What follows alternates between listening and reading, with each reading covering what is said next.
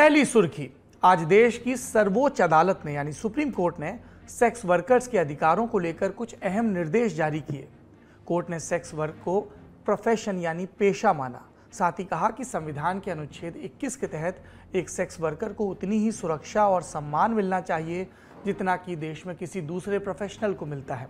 Court ने police को निर्देश दिए कि वो वयस्क और अपनी मर्जी से सेक्स वर्क करने वाली महिलाओं के खिलाफ किसी तरह की कोई कानूनी कार्रवाई न करे। ये भी निर्देश मीडिया के लिए है कि रेस्क्यू ऑपरेशन की रिपोर्टिंग करते वक्त सेक्स वर्कर्स की पहचान का खुलासा ना हो, उनकी तस्वीरें भी प्रकाशित ना की जाएं, ना ही उनके वीडियो दिखाए जाएं। अगर मीडिया ग्राहकों संग सेक्स वर्कर्स की तस्वीरें प्रकाशित करता है तो आईपीसी की धारा 354C के तहत कार्रवाई होगी। इस धारा में किसी महिला के प्राइवेट स्पेस में बिना उसकी अनुमति की तस्वीर खींचना या प्रसारित करना, इसको अपराध माना जाता है। दरअसल कोरोना के दौरान लॉकडाउन में सेक्स वर्कर्स को काफ़ी दिक्कतों का सामना करना पड़ रहा था और इसी सिलसिले में उन्होंने सुप्रीम कोर्ट में याचिका दायर की थी।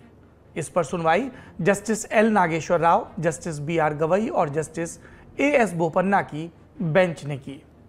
बेंच ने गाइडलाइंस जारी की और क्या कहा, सुनिए। पहली गाइडलाइन, अगर किसी सेक्स वर्क वाली जगह पर छापा पड़ता है तो सेक्स वर्कर्स को ना तो गिरफ्तार किया जाना चाहिए और ना ही उनसे किसी तरह का जुर्माना वसूलना चाहिए।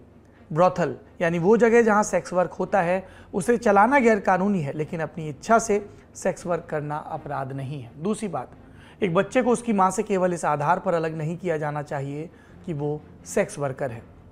कोर्ट ने कहा कि सेक्स वर्कर्स और उनके बच्चों को सम्मान के साथ जीने का अधिकार है और उस अधिकार का प्रोटेक्शन जरूरी है। अगर किसी ब्रॉथल में या किसी सेक्स वर्कर के साथ कोई माइनर रहता है तो ये नहीं मान लेना चाहिए कि उस बच्चे को ट्रैफिकिंग के जरिए ही लाया गया है। अगर कोई सेक्स वर्कर किसी अपराध की शिकायत लेकर आती है तो पुलिस उसके साथ भेदभाव नहीं करेगी, खासकर तब जब उसके खिलाफ हुआ अपराध सेक्सुअल नेचर का हो। यौन उत्पीड़न से पीड़ित सेक्स वर्कर को हर तरह की सुविधा उपलब्ध कराई जाए, जिसमें मेडिकल और लीगल केयर भी शामिल है। अगर छापे के दौरान सेक्स वर्कर्स के पास कॉन्डोम मिलता है तो उसे आरोपी के सबूत के तौर पर इस्तेमाल न किया जाए। रेस्क्यू की गई या मजिस्ट्रेट के सामने पेश की गई सेक्स वर्कर्स को 2-3 साल से ज़्यादा समय के लिए सुधार गृह में न रखा जाए। अगर जांच में पाया जाता है कि वर्कर की सहमति थी तो उन्हें छोड़ भी दिया जाए। कोर्ट ने स्पष्ट किया है कि ये निर्देश तब तक लागू रहेंगे जब तक कि केंद्र सरकार इस पर कानून लेकर नहीं आती। इस मामले पर अगली सुनवाई 27 जुलाई को होगी। अगली सुर्खी की तरफ चलते हैं। बंगाल में एक बार फिर सीएम ममता बनर्जी और राज्यपाल जगदीप धनखड़ खबरों में है। वजह है ममता सरकार का एक फैसला। आज कोलकाता में ममता कैबिनेट की अहम बैठक हुई जिसमें फैसला लिया गया कि राज्य के विश्वविद्यालयों की चांसलर अब राज्यपाल की जगह मुख्यमंत्री ममता बनर्जी होंगी। बंगाल विधानसभा में जल्दी इस फैसले को लेकर संशोधन बिल आएगा। ममता सरकार के इस फैसले की जानकारी सूबे के शिक्षा मंत्री ब्रत्य बसु ने दी। माना जा रहा है कि इस फैसले के बाद ममता सरकार और राज्यपाल के बीच टकराव की संभावना बढ़ जाएगी। कुछ दिन पहले ही राज्य के विश्वविद्यालयों में कुलपति की नियुक्ति को लेकर राज्यपाल और बंगाल सरकार के बीच रस्साकशी की खबरें आई थी।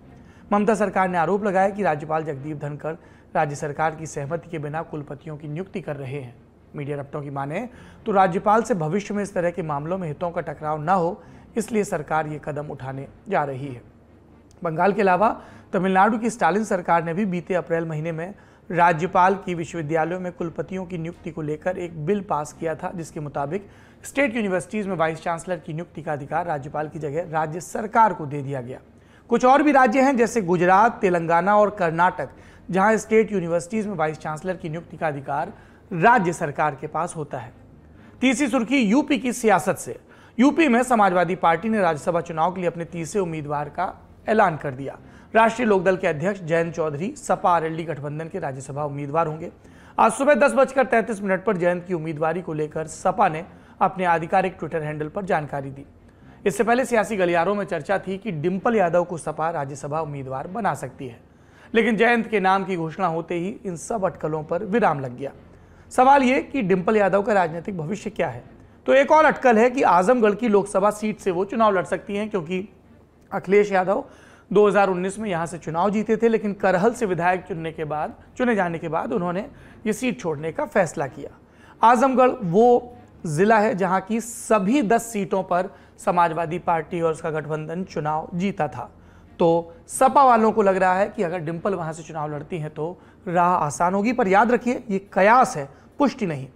जयंत से पहले 25 मई को पूर्व कांग्रेस नेता कपिल सिब्बल और सपा नेता जावेद अली ने भी नामांकन दाखिल किया था। सिब्बल ने निर्दलीय प्रत्याशी के रूप में पर्चा भरा और सपा उन्हें समर्थन दे रही है। 2016 में भी सपा ने कांग्रेस उम्मीदवार के रूप में सिब्बल का समर्थन किया था, उन्हें राज्यसभा भेजा था। वहीं यूपी में संभल के रहने वाले जावेद अली दूसरी बार राज्यसभा जा रहे हैं। इससे पहले वो 2014 से 2020 तक राज्यसभा के सदस्य रहे। सपा के राज्यसभा में फिलहाल 5 सांसद हैं, जिनमें से 3 का कार्यकाल 4 जुलाई को खत्म हो गया। यूपी में कुल 11 सीटों पर चुनाव होना है। जो विधायकों की संख्या उसके हिसाब से 7 सीटें बीजेपी की कन्फर्म है, 3 सपा की कन्फर्म है। बची हुई 1 सीट के लिए दोनों पार्टियों में सियासी घमासान होगा और जिनकी रुखसती हुई उसमें एक खास नाम बसपा के नंबर 2 सतीश चंद्र मिश्र का है, क्योंकि बसपा के अब एक ही विधायक हैं, तो ये मुमकिन नहीं है कि वो राज्यसभा में लौट पाए। भारतीय जनता पार्टी ने अभी तक अपने उम्मीदवारों के नाम का ऐलान नहीं किया है। दूसरे राज्यों में भी राज्यसभा चुनाव की कवायद चल रही है, जिसके बारे में विस्तार से हम बात करेंगे शनिवार की सुबह आने वाले लल्लन टॉप के वीकली पॉलिटिकल शो नेता नगरी में। आखिरी सुर्खी ये सोशल मीडिया से जुड़ी है। आज सुबह से एक तस्वीर की बड़ी चर्चा है। इसको इंडियन एक्सप्रेस के पत्रकार अभिनव साहा ने अपने कैमरे में कैद किया। तस्वीर में एक कुत्ते के साथ एक व्यक्ति दिखाई दे रहे हैं जो भारतीय प्रशासनिक सेवा यानी IAS हैं, अधिकारी हैं। इन पर आरोप है कि जब ये अपने कुत्ते के साथ वॉक पर जाते हैं तो स्टेडियम एथलीट से खाली करा दिया जाता है। इंडियन एक्सप्रेस में छपी एंड्रू एमसन की रिपोर्ट के मुताबिक दिल्ली सरकार द्वारा संचालित त्यागराज स्टेडियम में खिलाड़ियों को पिछले कुछ वक्त से स्टेडियम की टाइमिंग को लेकर मुश्किलों का सामना करना पड़ रहा है। खिलाड़ियों समेत कोच की शिकायत है कि उन्हें शाम 7 बजे तक अपनी ट्रेनिंग खत्म करने के लिए मजबूर किया जा रहा है और इसके पीछे की वजह IAS अधिकारी संजीव खिरवार का अपने कुत्ते के साथ ट्रैक पर टहलना। खिलाड़ियों का कहना है कि पहले यहाँ 8 से 8:30 तक ट्रेनिंग दी जाती थी, लेकिन अब 7 बजते ही स्टेडियम छोड़ने के लिए कहा जाता है। गार्ड सीटी बजाने लगता है। ट्रेनिंग और प्रैक्टिस पर असर पड़ता है।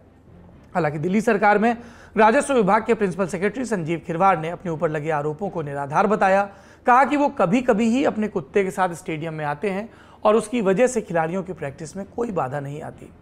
मामला सामने आने के बाद दिल्ली सरकार की प्रतिक्रिया आई। डिप्टी CM मनीष सिसोदिया ने ट्वीट कर कहा कि CM केजरीवाल ने दिल्ली सरकार के सभी स्टेडियम को रात 10 बजे तक खुला रखने के निर्देश दिए हैं।